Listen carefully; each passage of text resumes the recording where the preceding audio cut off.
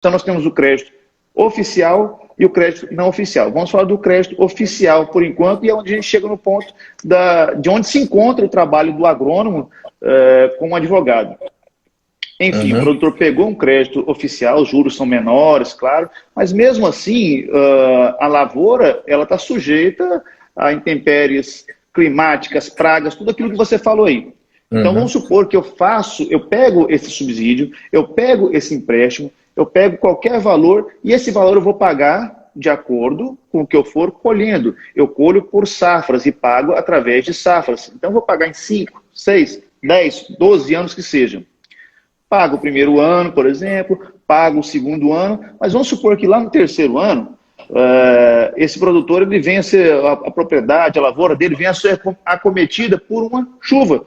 Tá aí o que aconteceu no começo desse ano, na safra desse ano aqui no Tocantins. Muita chuva e muita gente perdeu a sua lavoura, os seus grãos, a soja, né? O que era para colher, sei lá, tantos hectares de soja, colheu lá 10%, 15%, 20%. Ou seja, o produtor rural tomou um prejuízo de um jeito, de uma forma, que ele não vai conseguir pagar aquela parcela do crédito rural. E aí vem os mecanismos protetivos a esse produtor rural para não deixar ele quebrar. Por quê? Se o produtor rural quebrar, não é só ele que está quebrando. Ele deixa de entregar alimento para o mercado, entendeu? Então ele quebra toda uma cadeia que não é só aquilo. Você não pode pensar minimamente. Não é só ele. O mercado que está ali deixa de quebrar, deixa de receber o produto dele. Se ele não recebe tanto produto, ele vai ter menos produto, ele vai vender mais caro. Vendendo mais caro, o produtor, o consumidor vai pagar mais caro. Então, é toda uma cadeia de elementos protetiva que não pode deixar esse produtor rural quebrar. Então, as nossas leis, elas permitem ao produtor rural prorrogar esse crédito rural.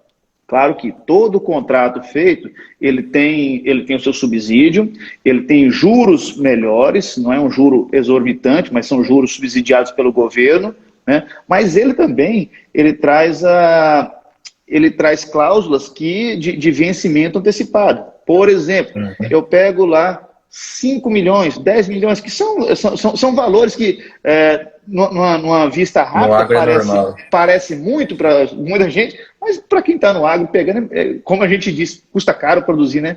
Sim. É normal pegar empréstimo desse porte. Então, o produtor pega um empréstimo de 10 milhões, por exemplo. Perfeito. Pega um empréstimo de 10 milhões e vai pagar em 10 anos. Vamos colocar que ele pague 1 milhão e pouco por ano, contando os juros. E lá no segundo ano, terceiro ano, ele chega a falhar. Ele dá essa quebra de safra, ele não consegue pagar a produção e ele não consegue renegociar.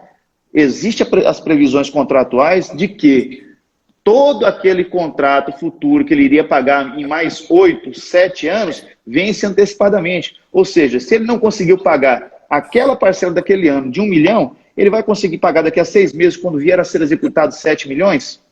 Não vai. E aí ele vai perder a propriedade e vai virar uma bola de neve. Esse é o problema. Então existem mecanismos para que o produtor prorrogue o pagamento desse crédito rural. E aí, para haver a prorrogação, ele tem que estar cada vez mais consciente de que ele precisa passar por um procedimento para fazer esse pedido de prorrogação. A prorrogação, meu amigo, é direito dele. Porém, o produtor às vezes não exerce direito por falta de informação e mais por falta de buscar informação e buscar uma assessoria de qualidade. Quando ele contrata um agrônomo de qualidade, ele tem que ter consciência também que ele tem que contratar um advogado de qualidade. Porque esse produtor, ele vai lá e firma um contrato de 10 milhões e às vezes não contrata aquela assessoria jurídica preventiva que era necessária para avaliar esse contrato, avaliar os riscos. Às vezes ali tá naquele contrato ali, como é bem comum, vem ali uma venda casada, vem tantas coisas, né? Então assim, falta o produtor buscar informações para que ele consiga prorrogar esse crédito rural dele. E dentre os documentos, um dos mais importantes documentos que ele precisa para fazer esse pedido de prorrogação é exatamente o laudo agronômico. E aí o ponto central, onde a gente está juntando o trabalho do advogado e o trabalho do agrônomo, né? E aí, quando o produtor rural, e que nem você falou, o produtor rural só busca o advogado quando já foi o boi com a corda, né? Quando ele chega aqui, ele já perdeu o prazo, Às vezes ele já está executado pelo banco, já tem uma execução judicial correndo, e aí para a gente contornar essa situação é bem mais complicado do que se lá atrás ele tivesse tido todo um acompanhamento, uma assessoria para poder garantir o direito dele. Né? E aí quando chega aqui, às vezes chega sem um laudo agronômico ou com um laudo agronômico de baixíssima qualidade. Né? Às vezes até por falta de informação do colega agrônomo também, que não tem aquele feeling, aquele conhecimento de saber o que ele tem que colocar naquele laudo. Chega um laudo dizendo só assim, ó, era para colher tanto, colheu tanto, a expectativa era de tanto, colheu tanto, não deu, frustrou, ponto, não dá.